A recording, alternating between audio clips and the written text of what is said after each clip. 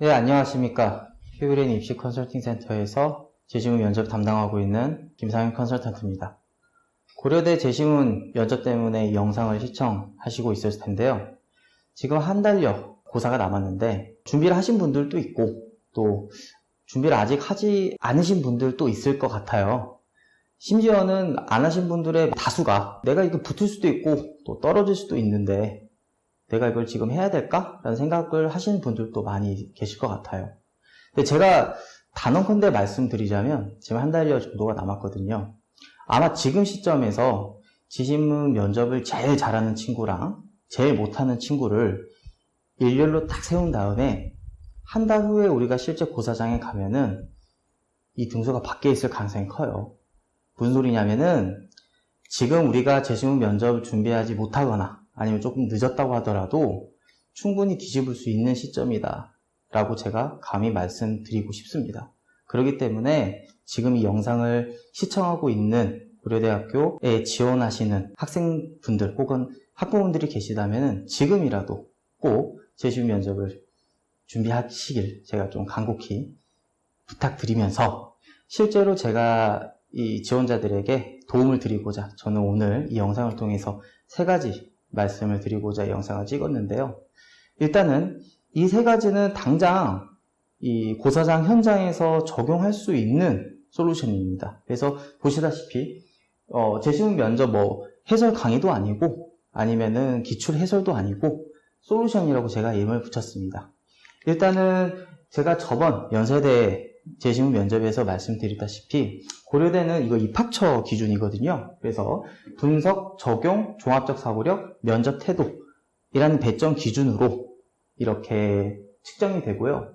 제가 저번 시간에도 말씀드렸다시피 마치 관역과 같이 10점에 가까이 갈수록 더 득점이 많이 되는 시험이다라고 말씀드렸어요.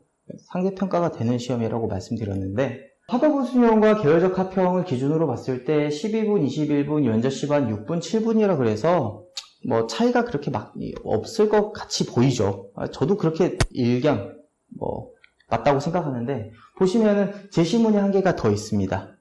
아무래도 그러다 보니까 준비 시간이 좀 더 있는 경우도 있는 것 같고 문항은 형식적으로는 3개가 나와요. 하지만 문항이 말이 3개지 계열적 합평은 사실은 한계가 좀 더 있습니다. 그래서 예를 들어서 문항 1번이 분석하세요, 비교하세요 라고 끝나는 게 학업 우수형이라면 분석하고 평가하세요가 한 문항에 나온다. 이 정도로만 우리가 얘기를 해볼 수 있을 것 같아요. 제가 솔루션 첫 번째로 잡은 게 고려대는요. 지원자분들이 반드시 알아주셔야 되는 게 그리고 지금 이 시점에서 준비해 주셔야 되는 게 다자 비교를 반드시 대비해 주셔야 됩니다. 다자 비교를 거의 실패하시는 분들이 많습니다. 그 이유가 저는 나름 있다라고 생각을 합니다. 휴브레인 입시 컨설팅 센터에서는 많은 이 친구들을 재시문 면접을 기존에 지도를 해왔고 그 과정에서 합격생들도 많이 관찰을 하는 것처럼 불합격생들도 많이 관찰을 합니다. 그렇게 되면은 어떤 것 때문에 떨어지는지도 선생님은 명확히 사실 보이거든요. 다자 비교를 많이 실패를 하시는 경향이 있어요. 일단 이 시점에서 제가 말씀드릴 수 있는 건 고려대 선행학습 영역평가 페이지 42페이지에서 고려대 입학처에서 직접 교수님들이 혹은 입학처에서 제시한 예시답변입니다. 반드시 보셨어야 돼요. 현 시점에서 비교 매트릭스를 통해서 가와 나 혹은 가나다를 비교하는 것, 재시문을 접근하는 것은 하면 좋다는 식, 좋은 전략이 된다, 좋은 대안이다가 아니라 필수입니다. 반드시 해주셔야 돼요. 입학처에서 이렇게 하라고 했습니다. 심지어 노동의 목적, 노동의 결과와 같이 비교 매트릭스에 제시된 비교 기준까지 있습니다. 여러분들은 이 가나다를 비교하는 데 있어서 기존에 잡지 못했다면 이제는 문항에서 노동의 목적, 노동의 결과와 같이 나오기 때문에 이런 비교 기준에 맞춰서 채워 넣는 훈련을 해 주셔야 되고 왜 이 재시문 면접에서 다자 비교에 대해서 그렇게 취약한지에 대해서 제가 말씀드리고 싶은 게 이거예요. 기존의 모든 학생들이 배반 관계에 있는 비교 기준을 찾습니다. 그러다 보니까 이런 걸 잡아요. 제가 이거를 잘 설명해 드리기 위해서 예시를 갖고 왔는데 만약에 우리가 비교 기준으로 제시문 가와 나를 비교한다고 가정을 해봅시다. 좋아하는 냉면의 유형으로 우리가 만약에 비교 기준을 잡았어요. 냉면집을 선생님이 지금까지 먹어본 냉면집은 평양냉면 아니면 함흥냉면 둘 중에 한 개만 팔았지 두 개 다 파는 적은 없었거든요.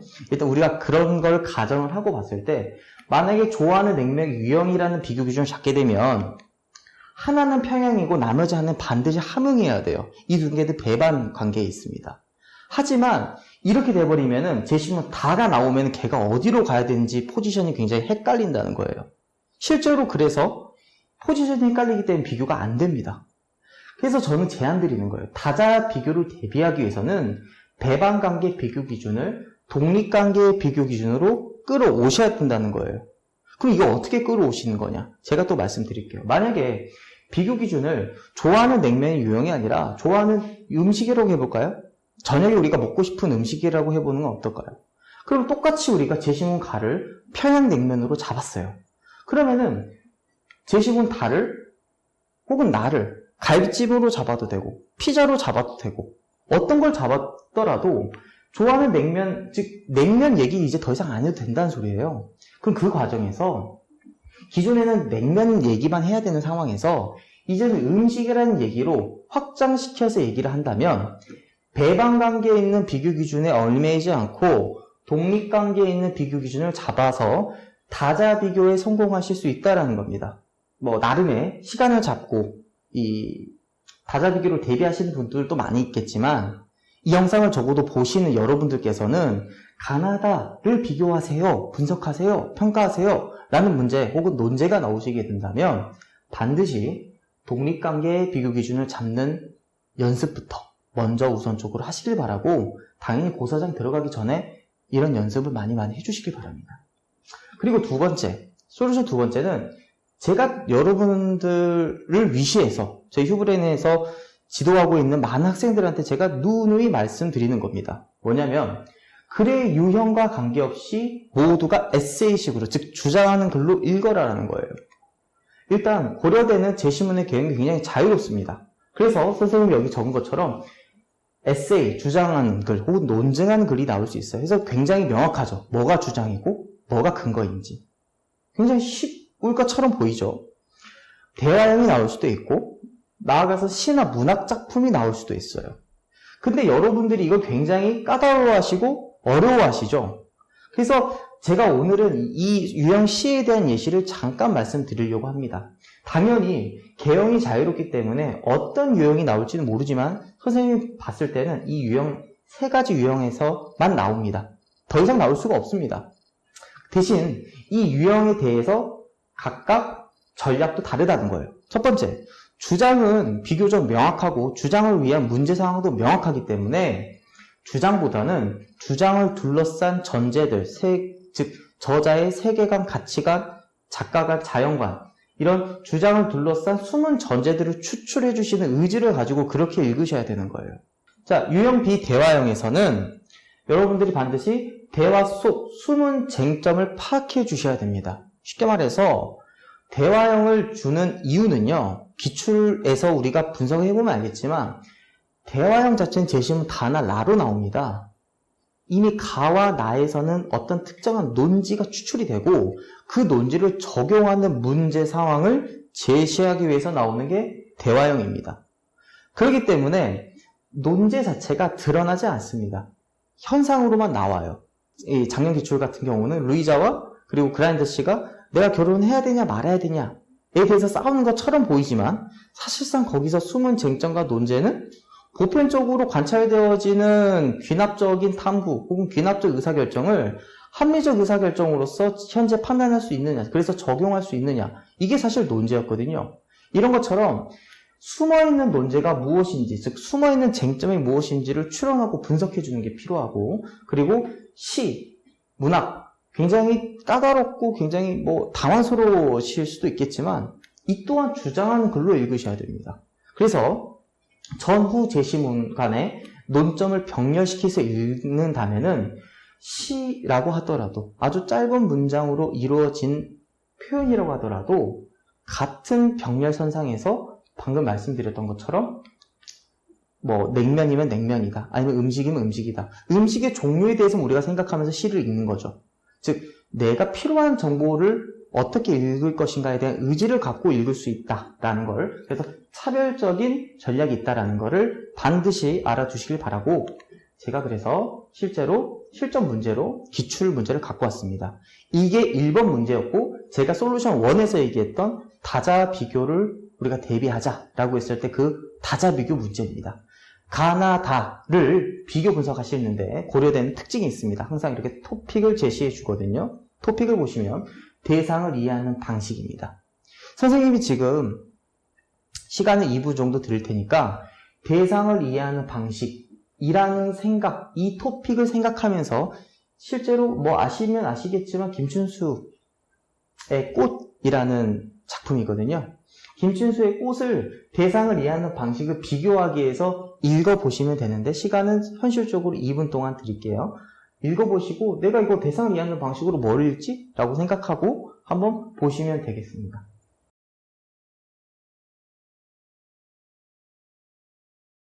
자, 굉장히 난해하죠? 근데 사실 제가 방금 말씀드린 것처럼, 우리 슬라이드 본 것처럼 이게 지금 제시문 나잖아요. 제시문 가를 병렬시켜서 읽는다고 훨씬 더 우리가 이 논점을, 필요한 논점만 찾아서 읽을 수 있겠습니다. 하지만 적어도 운문문항에서 혹은 짧은 제시문 표현만 있는 문항에서 우리가 어떻게 접근해야 되는지만 먼저 우리가 얘기해 본다면은, 자, 일단 첫 번째 연에서는 내가 그의 이름 불러주기 전까지는 그는 다만 하나의 몸짓이 지나지 않았다. 그렇지만 내가 이름을 불러줬을 때 그는 나에게로 와서 꽃이 되었다. 그럼 일단 여기까지 내가, 그가, 내가, 그의 이름 보니까 대상을 이해하는 방식에서 적어도 대상을 이해하는 주체가 바로 내가 있고, 대상이 되는, 즉 인식이 되어지는 객체가 있습니다. 이 두 개의 구분을 일단 명확해야 돼요. 그리고 내가 어떤 걸 불렀을 때, 즉 이름을 불렀을 때, 명명했을 때 그는 꽃이 되었다라고 했습니다. 즉 이거는 객체에 대한 인식, 즉 일반화된, 보편화된 인식이 아니라 각각 병렬된, 분자화된 대상에 대한 인식이라고 우리가 얘기할 수 있겠습니다. 그래서 방금 말씀드린 것처럼 우리가 대상을, 위에 있는 대상을 이름을 불려진 객체라고 뒀고, 이름 부른 주체를 인식 주관이라고 한다면, 이 둘의 관계를 파악하는 것은, 이 둘의 관계에 맺어집은 이름 부르기라고 해서 이해하는 방식으로 우리가 손쉽게 이야기할 수 있겠죠. 여기서 끝이 아닙니다. 아래 보면은 내가 그의 이름을 불러준 것처럼 누가 나의 이름을 땡땡이라고 불러다오. 그래서 나도 꽃이 되고 싶다라고 얘기를 했어요. 그러면 위에서 대상을 이해하는 방식은 사실은 여기서 주어가 빠져 있죠. 주체가 대상을 이해하는 방식인데, 지금 같은 경우는 대상이 나 어떻게 인식되어지고 싶어. 보시면 나도 꽃이 되고 싶어. 나도 뭐라고 불러줘 라고 하고 있죠.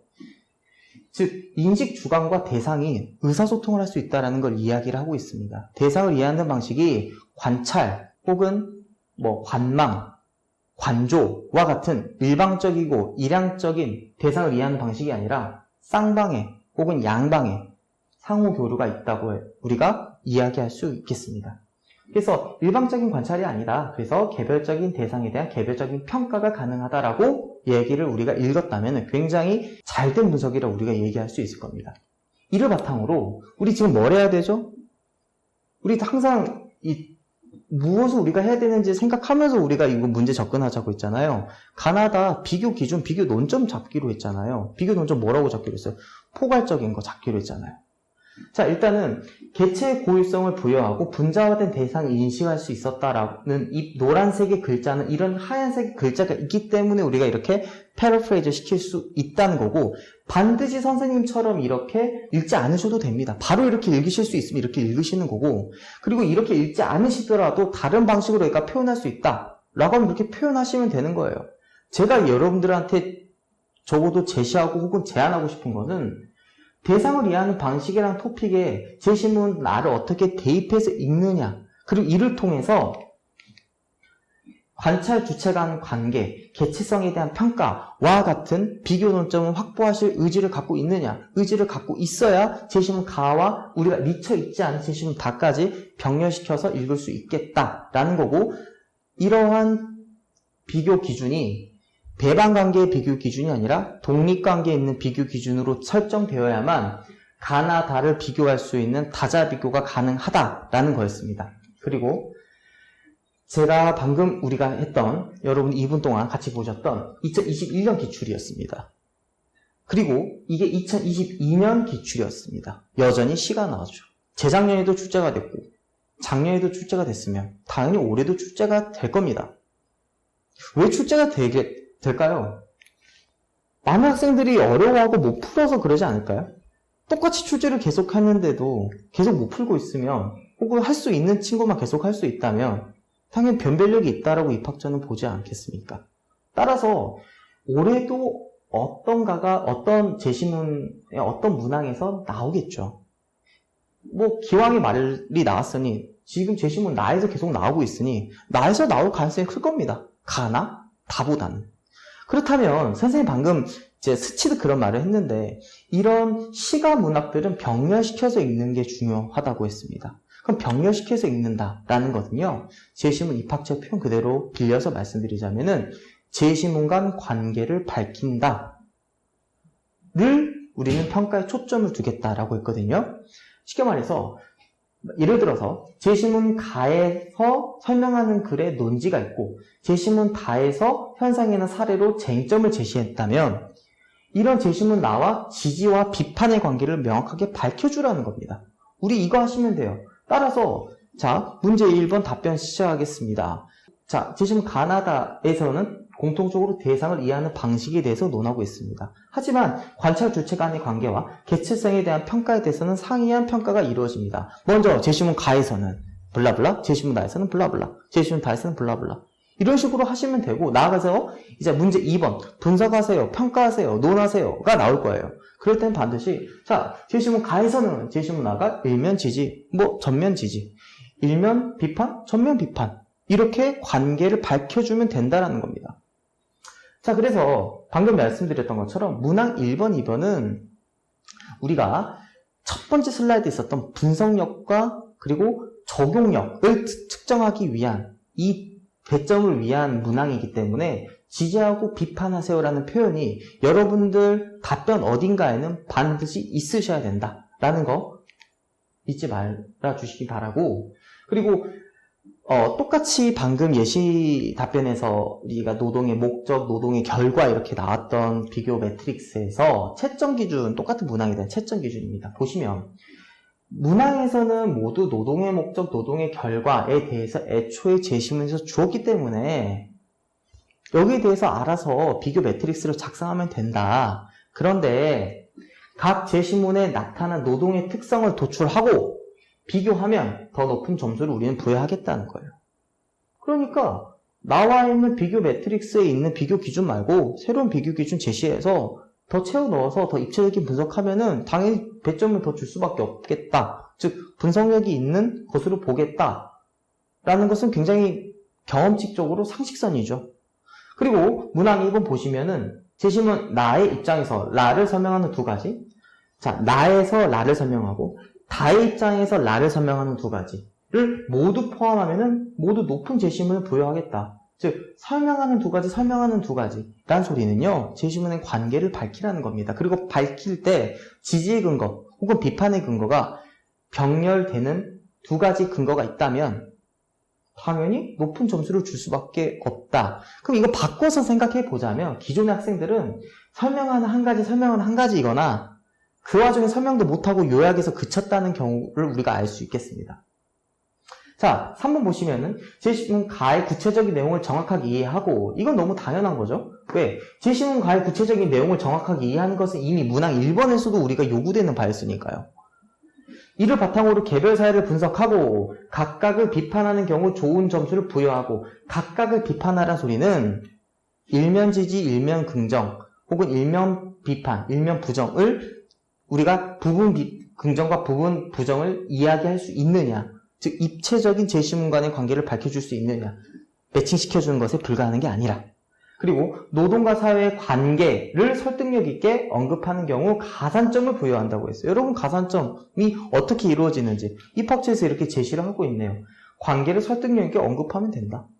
관계는 위에서 말씀드렸던 것처럼 노동과 사회의 관계, 노동과 사회, 노동을 사회에 이바지할 수 있는 긍정적 요건으로 혹은 긍정적 요소와 변인으로 우리가 평가하거나 규정할 수 있느냐, 아니면 비판적으로 갈등론적으로 이야기할 수 있느냐 겠죠.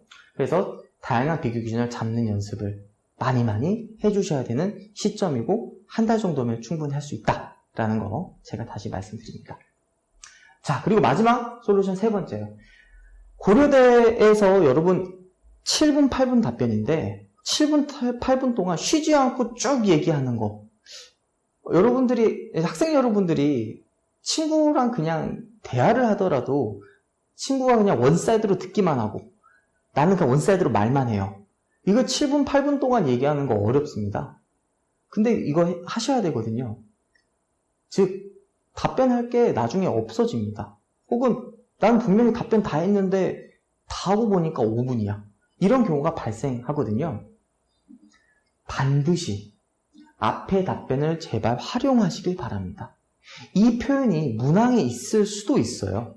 즉, 문항 4번에 문항 3의 답변을 활용하여.